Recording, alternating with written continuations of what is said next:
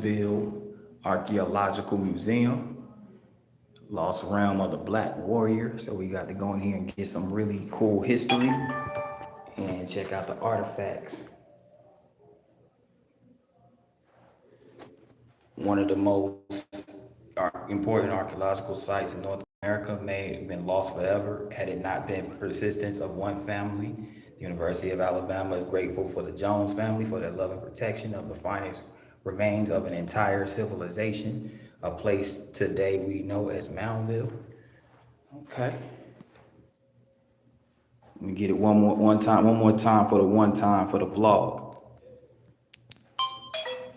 All right, people, we made it into the Jones Archaeological Park, or museum, I should say, which is the Lost Realm of the Black Warrior, University of Alabama, one of the most important archaeological sites in North America.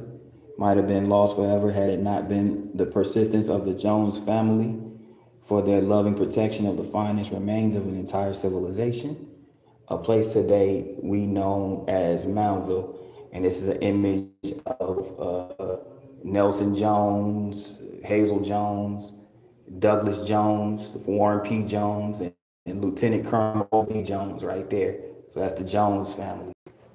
And look at this nice painting right here of the natives right here as well. We about to go in. We about to dig in, people. Here is the exhibit, Joining the World exhibit. Moundville, an introduction. Moundville being the second largest Native American ceremonial center of the Mississippian period, located on the Black Warrior River. This political and religious capital was surpassed in size only by a similar site at Cahokia, Illinois. And this is where I want to visit as well. Moundville was a walled community constructed around AD 1100, reaching its greatest prominence around 1200. By this time, the great Cahokia chiefdom had declined, making Moundville the largest city north of Mexico in the 13th century. So a bunch of skilled farmers, hunters, fishermen, aristocrats, and priests built platforms and built the mounds, and you could see a lot of the baskets that were woven. These baskets, by the way, are on loan from Juanita Gardinsky. She loaned these for display. Really nice woven baskets right there, which is what the natives did. They did a lot of handcrafted work, you know what I'm saying, with the materials that they had. Very crafty people. Learning from the ancestors, historical influence on contemporary native art. So the indigenous history of the Southeast natives goes all the way back to 1100 AD, Mississippian settlements on the Black Warrior River. And this is how Moundville might have looked over 800 years ago. And check this out. They go to Choctaw baskets right here. This is a large fruit basket woven by Ramsey King, who was of the Mississippi Choctaw.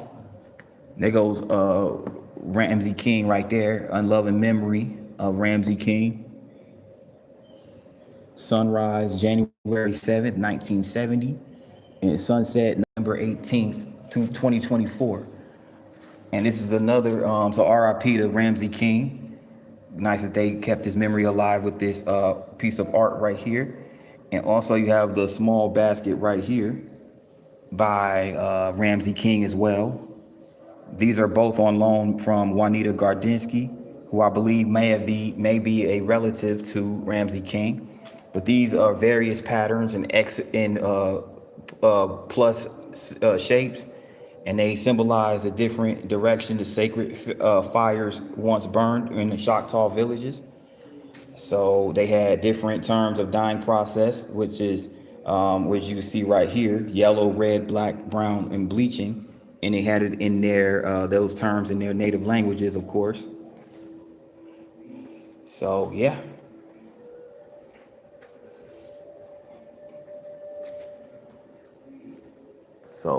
So basically you had the 5 civilized tribes, which were the Choctaw, Chickasaw, Cherokee, Creek, and Seminoles, a very sophisticated group of people.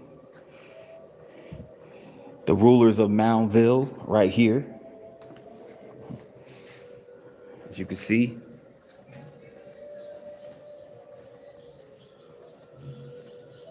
the realm of the sacred rulers exhibit. So a lot of the sacred rulers you're going to see right in here on display. And these are bones from the foot of a white-tailed deer, often called the toes. People carve bones like these into fish hooks, as shown in the example. The print nearby shows how the hook were hollowed out, as you can see right there. Here's the copper bone and compound fish hooks, copper fish hooks right here. And in these jars, you have black-tailed red horse, bowfin, and river red horse. So they would use these to make a lot of their carving tools and their fishing or their hunting materials as well. This is really cool artwork right here too.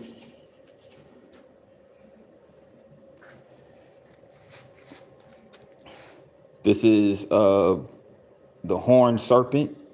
The horned serpent. Winged serpents for the long time. I was really intrigued by the just of markings.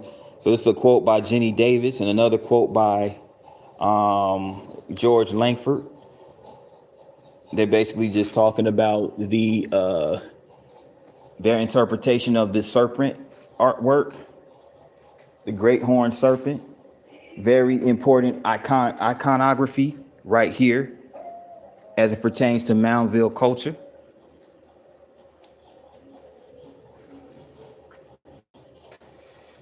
Thanks for tuning in to the live stream. Kiko Kopp, Megan Warner, Benjamin. Thanks for tuning in. Y'all, I'm live streaming and vlogging simultaneously. But you can see right here, painted turtles, American eels, cottonmouth snakes, and the short-nosed gar. These are the creatures that are native to the Moundville region around the Black Warrior River. Golden rattlesnake artwork right here by artist Addison Carl. And it's also, it looks like a poem, The Girl Who Loves Turtles. Summer is her favorite season. It's heavy shower of water in the air, sun that can scorch the skin in minutes. But most of all, she loves summer for the turtles, answering the call to come out from under shell arbors. Yeah. This is really cool, people. And then you have the more information about the Black Warrior River and the Choctaw, and as far as their culture is concerned.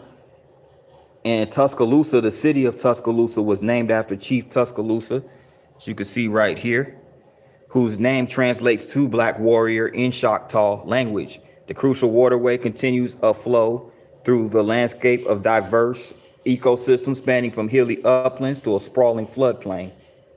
And here's images of the Black Warrior River. There's a map of the Black Warrior River as well, and its flow. They even have Cahokia on the map. And Cahokia is really not that long of a drive from Alabama on the southern part of Illinois. Southern Creek mussels, river otters. Now, of course, fishing was a huge part of the indigenous culture, as you can see right here, especially the Muskogee.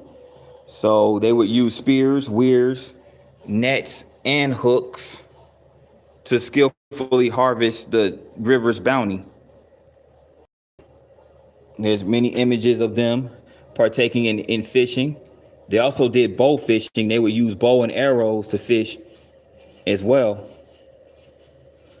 So these images right here, courtesy of the Oklahoma History Society of the Jenny Elrod collection.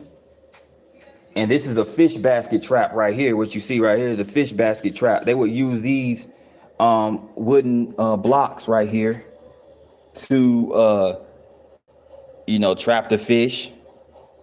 Of course, natives would make these baskets through with wood. They would handcraft these baskets. And this is just a illustration of the fish basket trap right here. They will form them through hoops so they could be flexible. They will soak them so they can be flexible. In the Southeast, people typically use white oak split into unplanned splints about an inch wide. So that's the fish basket. And this is actually on loan from the Alabama Power Company. Just,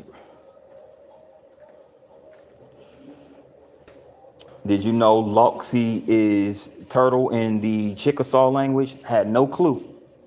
The more you know, right? This is a painting of an acrylic painting of the Falama. I hope I'm pronouncing that right. The Falama, which in Chickasaw language is to return. And in this striking acrylic on canvas, this artist captures the spirit of the hawk, which in Chickasaw language, the Bayokak. These curved pattern shapes suggest both traditional design motifs and modern geographic aesthetics. So the sweeping red and white evoke movement and flight. And this was chosen in the 2025 Moundville Native American Festival theme. So really interesting. And some more artifacts and displays right here.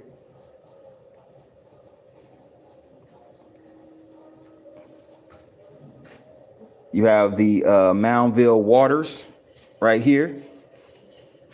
This is a nice artwork right here by Nicole Willis. Nicole Willis is of the Chickasaw Nation, Chickasaw descendant.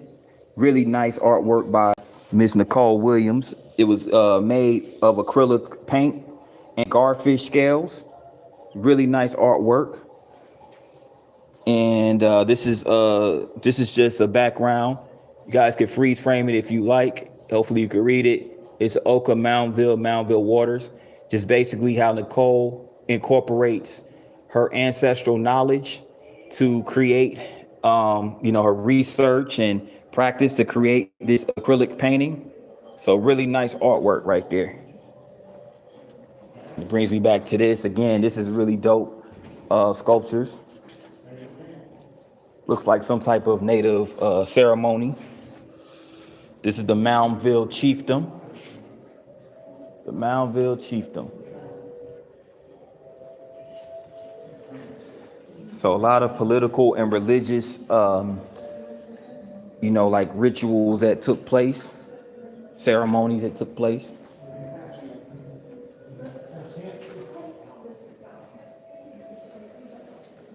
So they based these native tribes will base their economy strictly on agriculture. The cultivation of corn, maize, all type of different fruits, vegetables, squash, you name it, all type of stuff, all type of things. And they would oftentimes trade them and sell them off to other tribes,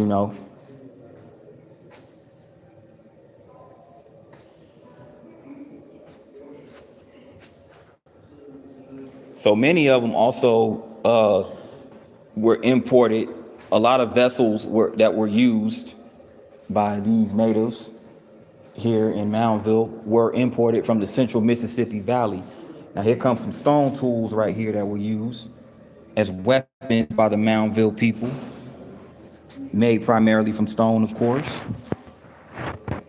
So they would carve some of these, use them as axe heads.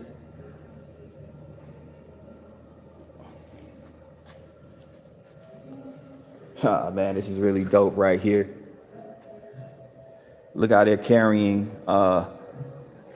this princess right here. It's the queen, drowned in jewels, drenched in jewels right there. And it really wasn't like jewelry. It wasn't really jewelry in the conventional sense, or in the contemporary sense, I should say.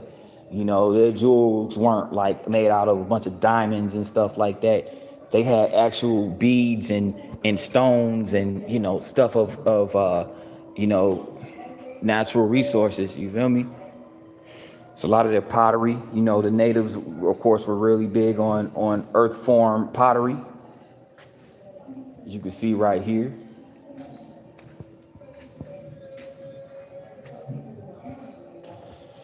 But yeah, very ceremonial these people were. The splendor at ancient Moundville. Most of the social life was shaped by descent. However, most of the social relationships are also shaped by marriage. For general population of the Mississippian period, and in particular the members of the elite and ruling class, marriage was as much about relationships between kin groups as it was between individuals. Elites constantly solidified their relationships with nobility from other towns through married alliances. So yeah, there was a certain hierarchy and a certain order when it came to the family structure. You had the greeter, the elite bride, the flute player, noble warrior, noble warrior, noble warrior, noble warrior, and they would process by this was basically a ceremony where they would carry a litter of four warriors from her chiefdom, and they would meet the daughter of the ruler of the community. So yeah, they were very much ceremonial and traditional in their rituals and in their different practices. You can see right here.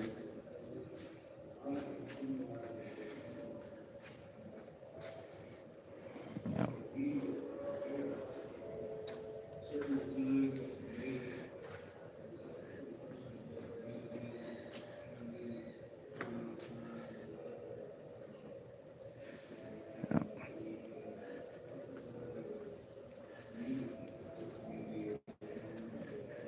And even in here, you could come in here and look at this piece of the descendants of these native people, the native Mississippians of Moundville.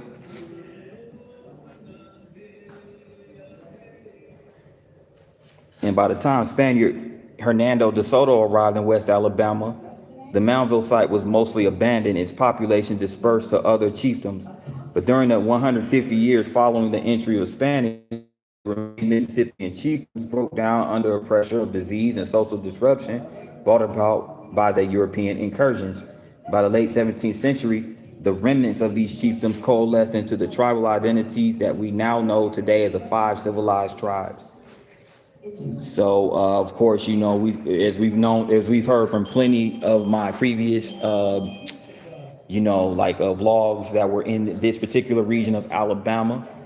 You've heard multiple times about the Indian Removal Act of the 1830s. That followed that tumultuous time.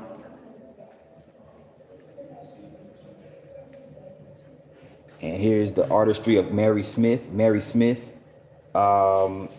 is an award-winning basket weaver who is credited with reviving the double false brand rim, a Muskogee weaving technique lost for 100 years. So I'm guessing so basically, Mary Smith is a descendant of the Native American and Muskogee, aka Creek tribe, and that's her right there. It's an image of her in 2021. And yeah, there she is right here. And here's many of her work right here. Here's one of her works. It's a woven skirt.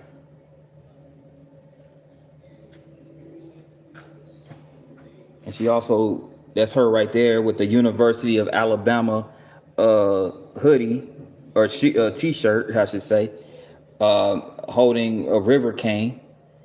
Now, Mary Smith did pass away in 2025, April 30th of 2025, at the age of, I believe it was 74. But she leaves behind her a lot of her artwork that descends from her talent, that descends from her descendants, the Muskogee tribes. Right there, you can see this is now this particular artwork is a beaded belt. Now this was done by Nancy Palmer of the Choctaw, and this is also by Nancy Palmer right here. It's called the bolo tie. So this is just some really cool artwork on display right here. There's the stone pallets that was used in Moundville. They have notched rims and concentric circles, which define the sacred center. They would mix these pallets with spiritual essence, and their disc were basically portable altars. And, they were very much sacred. So these are sacred pallets that were used and during the indigenous cultures, and see right here, you have some more stuff right here, imagery of the celestial journey. So it just basically talks about how vessels were used, how pottery vessels were used in the mortuary activity. So basically, when they would bury a lot of these, the natives, they would use pottery as part of those processions, those burial processions. And this is the Earth Lodge right here. Can't enter the Earth Lodge, as you can see right here. It says do not enter. But this is the Earth Lodge. And this was constructed some 550 years ago in late Moundville's history. And it was a place where ceremony structures usually took place, with rituals and ceremonies associated with the beneath world at the realm of the dead. Now, built on Mound V, which adjoins Mound B, the probable residence sites of the Moundville's ruler, the Earth Lodge may have served as a chiefly council house. Modeled after the Mississippian cosmos, its builders may have viewed the lodge's solid rock roof as a presentation of the bowl-shaped dome on the sky. So I don't know if you guys could see this. There's supposed to be like a bowl-shaped dome at the top of this Earth Lodge. It's supposed to be pretty cool. But yeah, once again, RIP to Mary Smith. Pictures of her. Now, river cane, before I leave, river cane is also something that was used as a building material because it was durable and it could be made waterproof. So, what Mary Smith would do, she's a native of Oklahoma. She would go and get this cane, this river cane, and just use it to prepare a lot of her her building, like as far as her art works of art, things like that. So it's just one of these things where they give acknowledgments. These are a lot of people who donated to the construction or to the building of this particular museum. So they had multiple sponsors and supporters, donors. Many of these people we saw earlier, they actually have little carvings, wooden carvings dedicated to them on the exterior of this museum. So, yeah. Really cool, really cool, really cool. They even have a gift shop over here.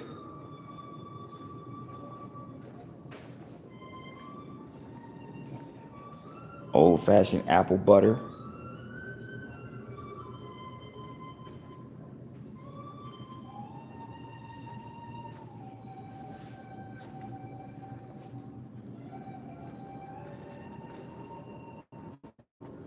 Matter of fact, let's go check a look. Let's take a look around and see what they have over here. Let's take a look and see what they have. How you doing? How you doing? I'm doing pretty good.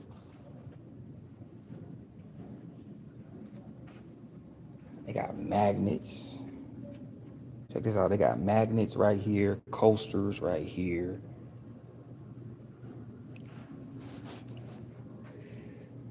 Oh, okay. You got different little carvings, little arrows,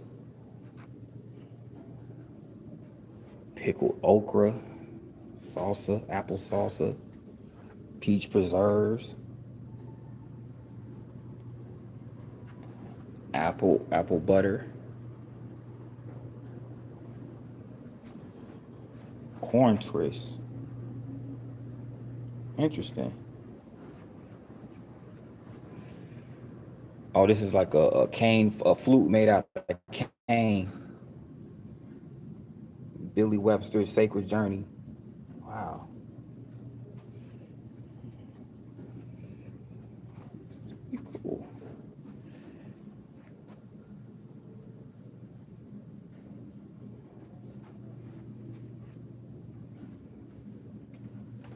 They have the baskets for sale. It's pretty cool. Different like little artifacts for sale. Pine needle baskets. Handmade by Patsy Litchfield. Gotta give Miss Patsy Litchfield her credit. And these are nice right here too. Those are some pine needle necklaces. These are really cool. They got little pine shoes, a woodland gathering basket. Oh wow!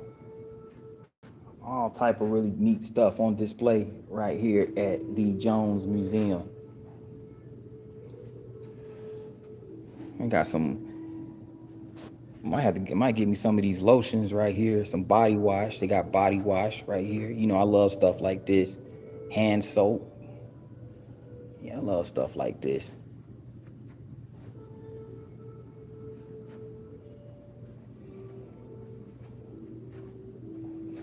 I have a lot of nice, cool stuff around here.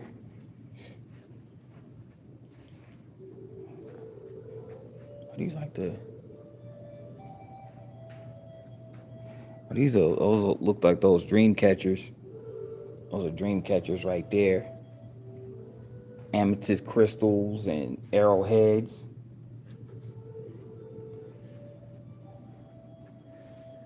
It's more like the kid stuff over here.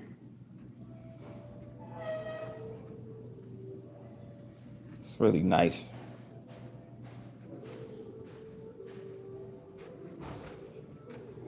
I'm gonna have to come back here, bring my girlfriend back over here. She would love something like this. But for now, I'm gonna go ahead and get me some of this soap and some lotion. Hand and body lotion.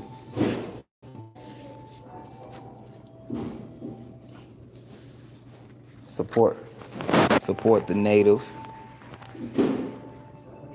Get some body wash.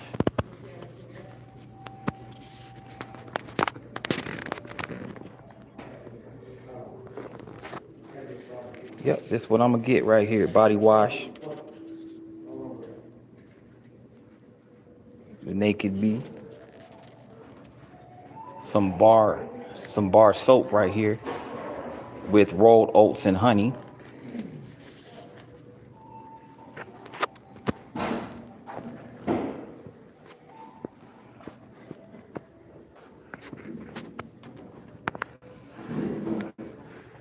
It's really cool stuff, y'all. Come check out the gift shop. Come check out the gift shop. Don't leave without it. Don't leave without checking it out. It's really got a lot of cool merch.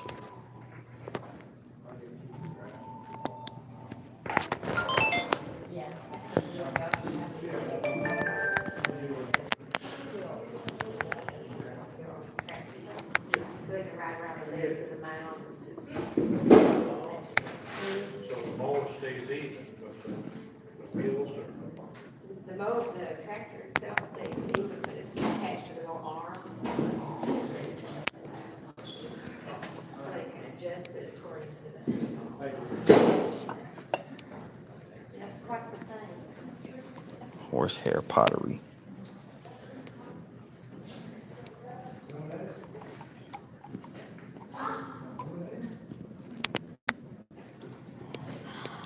You know what? I think I'm gonna do this. Mountville Archaeological Tiny Bear.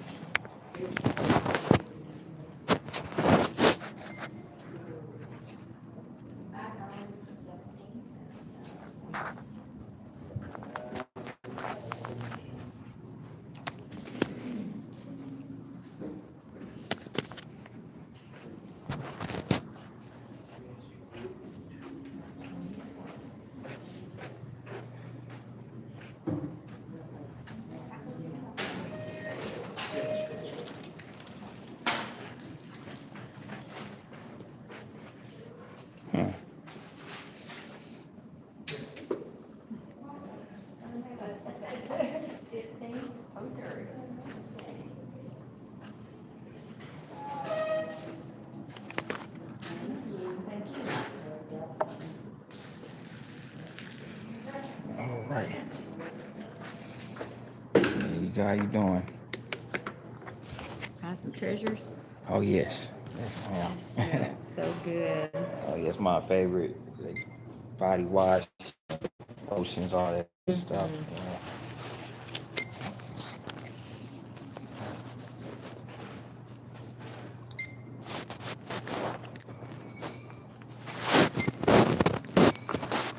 It's gonna be 3516. All right. 3516. See if it'll tap there. Perfect. Now your pen. All right.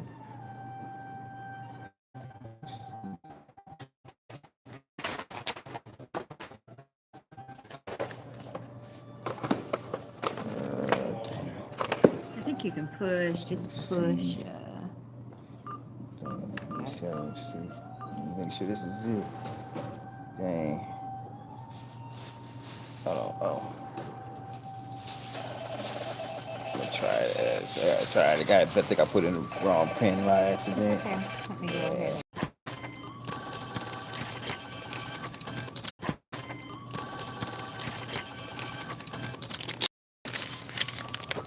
And I'll put your receipt in the book. Thanks a lot, ma'am. I appreciate Thank you. you. Thanks for coming out. Oh yeah. Are you what they call a blogger? Yes, sir. Gift card? I actually don't have one on me at the moment. Actually, yeah, I'll show you my.